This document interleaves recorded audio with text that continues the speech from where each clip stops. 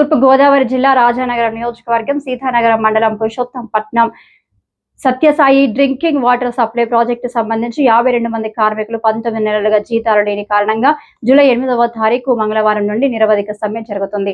ఈ విషయమై మీడియాతో మాట్లాడుతూ గతంలో పెండింగ్ జీతాల నిమిత్తం రాజమండ్రిలో ఉన్న లాలా చెరువు వద్ద ఉన్న executive engineering and RWS&S office వద్ద సమ్మె చేయగా అధికారులు ఇచ్చినటువంటి హామీ నెరవేరకపోవడంతో కార్మికులు తమ బకాయి జీతాల నిమిత్తం PF, ESI వంటివి కట్టని కారణంగా Sathya Sai drinking water supply Purushothampatnam scheme కార్మికులు సమ్మెలోకి వెళ్లడం జరుగుతుంది. జూలై 7వ తారీఖున సత్యసాయి కార్మికులు ఇందుకూరుపేట పంప్ హౌస్ నందు జనరల్ బాడీ మీటింగ్ పెట్టుకుని కార్మికులందరూ ఈ నిర్ణయానికి రావడం జరిగింది. ఈ సమ్మె నిమిత్తం ముందుగానే అధికారులకు, కాంట్రాక్టర్లకు అందరికీ సమ్మె నోటీసులు పోస్టల్ ద్వారా పంపించడం జరిగింది.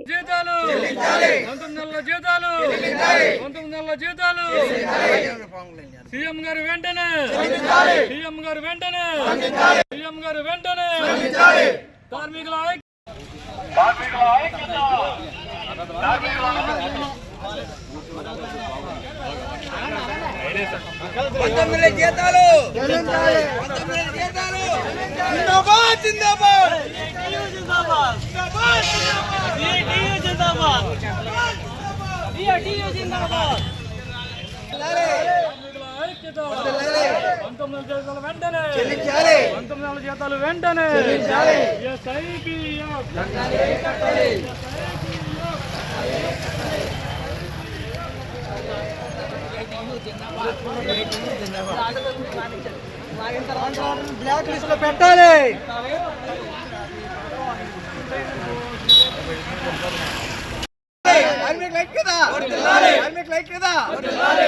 జీతాలు అకౌంట్ లో జీతాలు ESI, PF, ESI, PF, TU, VITU, కార్మికులకు ఐక్యత.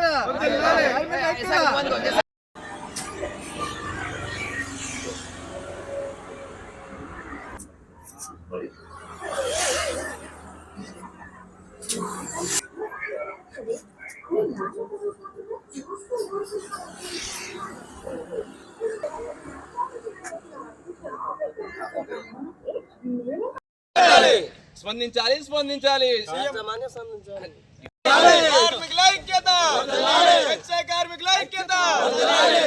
కార్మికుల ఐక్యత 19 నెలల జీతాలు PF, ESI,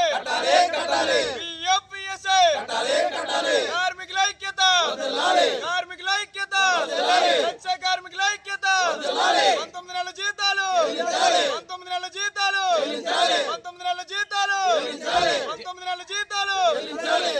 కాంట్రాక్టర్ వెంటనే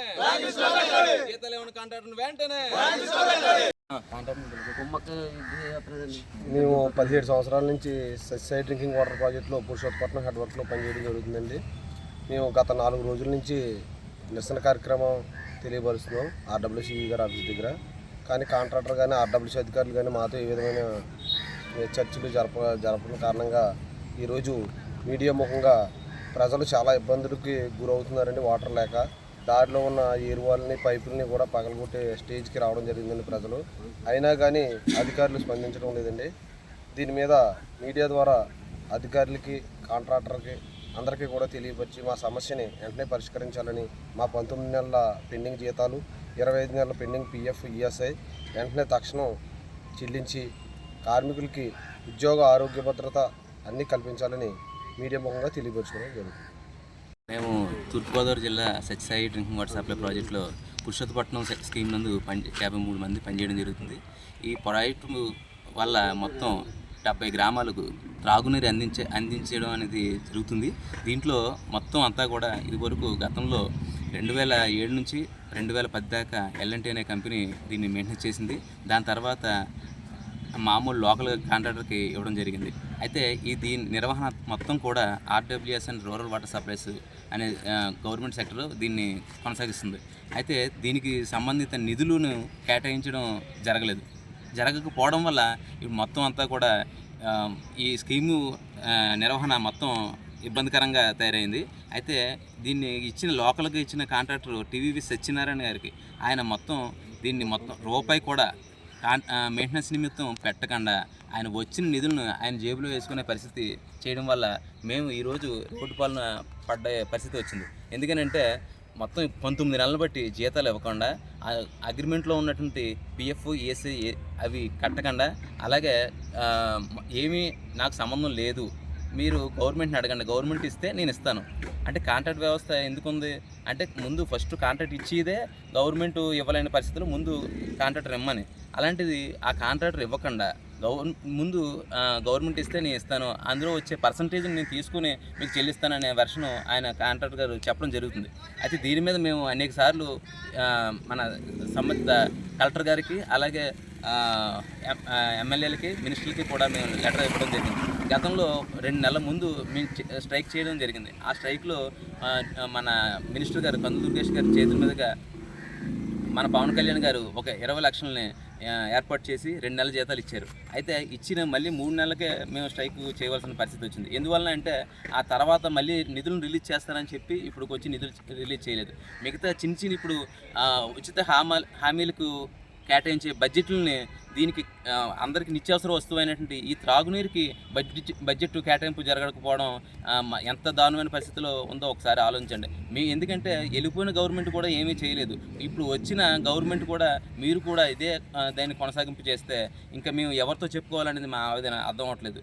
అయితే ఇందులో గతంలో కరోనా టైంలో కూడా మేమందరం కూడా కరోనాని ఎదిరించి మొత్తం అందరికీ త్రాగునీరు ఇవ్వడం జరిగింది. అలాంటి మాకు ఫ్రంట్ లైన్ వారియర్స్ ఉన్నగా పనిచేసిన మాకు కూడా ఇటువంటి పరిస్థితి వచ్చింది అంటే ఒకసారి మీరు ఆలోచించాలి. డిప్యూటీ సీఎం గారు మీరు వెంటనే స్పందించి ఈ యొక్క ఈ కాంట్రాక్ట్ వ్యవస్థను తొలగించి దీంట్లో పనిచేసే కార్మికులకి అవుట్సోర్సింగ్ కార్పొరేషన్లో ఏర్పాటు చేస్తే మేము నెల పేరు చెప్పు నెల జీతాలు తీసుకునే పరిస్థితి అయితే ఉంటుంది. కాబట్టి మీరు దయచేసి మా యందు మీరు ఉండి ఈ యొక్క కాంట్రాక్ట్ వ్యవస్థను రద్దు చేసి మాకు ఉద్యోగ భద్రత కల్పిస్తారని మేము ఈ యొక్క మీడియా మిత్రుల ద్వారాగా మీకు చేరే విధంగా చేరాలని మేము కోరుకుంటూ సెలవు తీసుకుంటాం.